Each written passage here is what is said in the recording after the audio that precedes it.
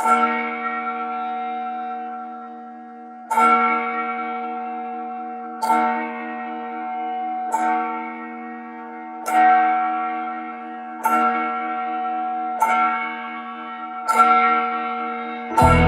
life, there is no beginning, there is no end. Just an endless cycle that has persisted generation after generation. One day, a 12-year-old village boy began a path of his own.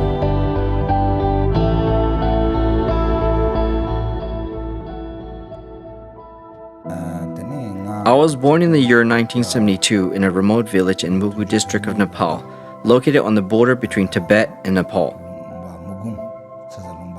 Mugu is known for being both the most remote district in Nepal, as well as the least developed. The district has one of the lowest literacy rates in the world. Most villages don't even have their own school. Families are forced to send their children into hard labor rather than attend school. These children do not have the privilege to have the most basic education. Most of their lives are spent working in the fields or doing housework.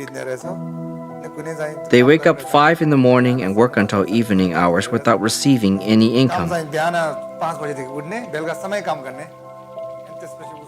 There are few schools in Mugu district, and those schools lack the proper resources and teachers. In my village, there were no schools. The only path for children at my village was to follow their parents' footsteps into a life of hard labor and farming. Life in the village is very hard, since we don't have any education. The only way living here is doing hard work all day and night in order to feed our family. I don't want my son to have a life similar to mine.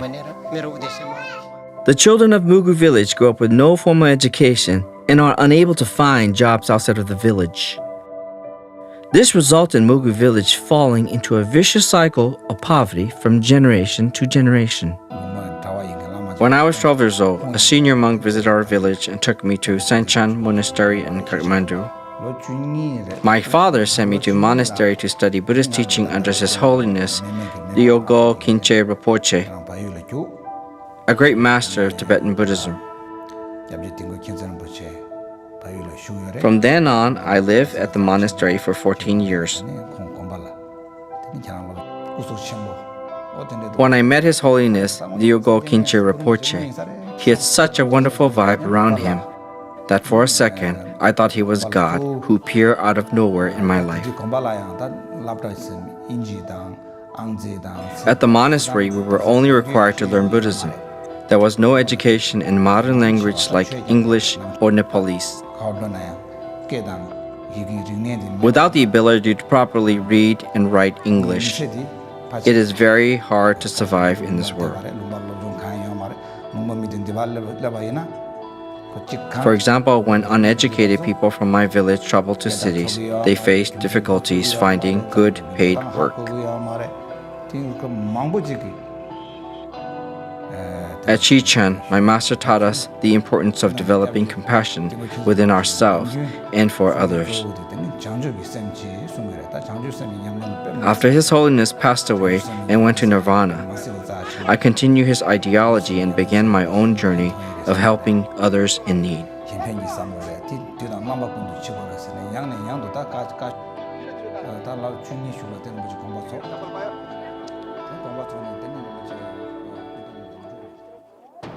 In 1998, he established Ananda School for the Children in the Northern Himalayan region, where around 90 students were able to receive modern education. After receiving a large donation, Jimmy Dorje Rinpoche founded Khawalung Monastery in Kathmandu in 2005.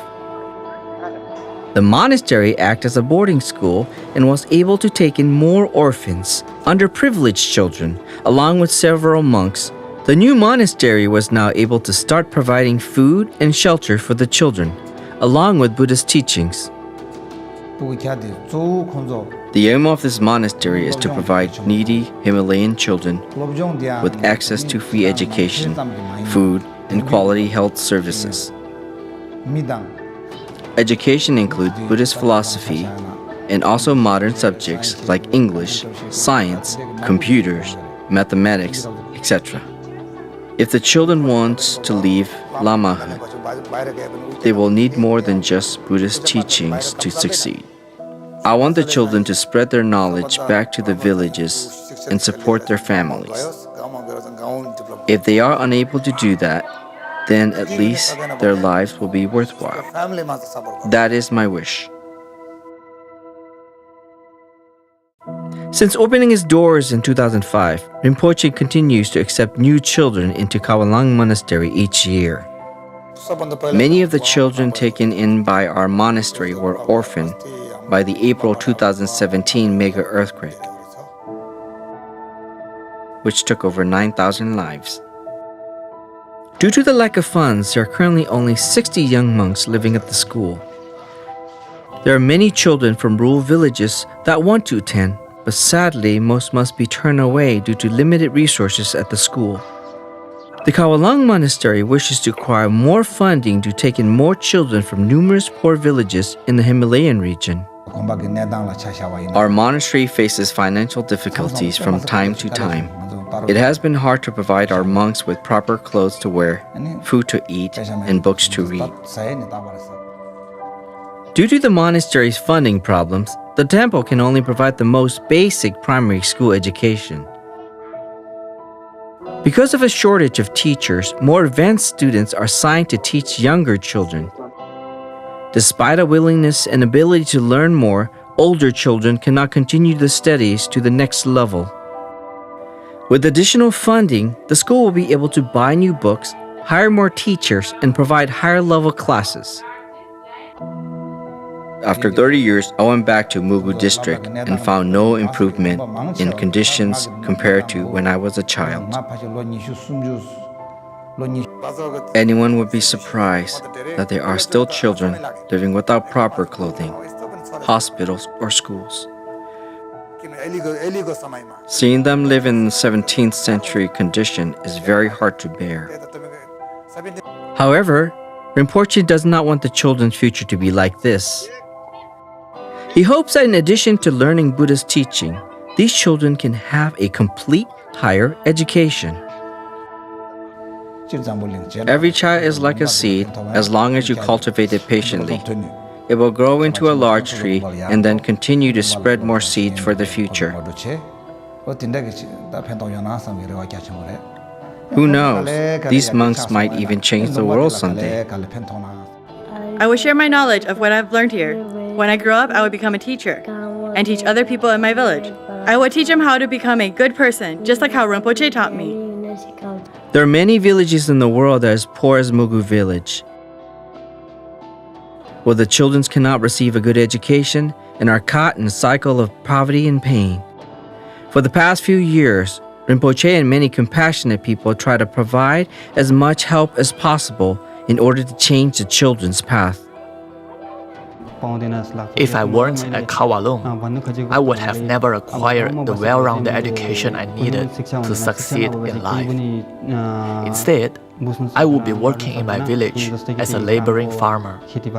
My main goal after completing my education is to go into undeveloped villages in our country, like my own village Mugu, and help the people living there. We may not know exactly how samsara works, but we can use our power to improve the opportunities for the younger generation and help them break out of a hopeless cycle and pursue a brighter future. In the future, we have big dreams and projects for the Khawalung Monastery to serve more needy children in the undeveloped regions of Nepal.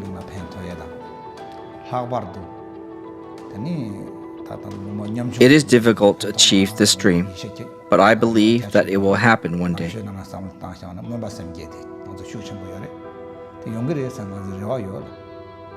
I don't care about my own hardships, but I do care that these unprivileged children have an opportunity to prosper in their lives.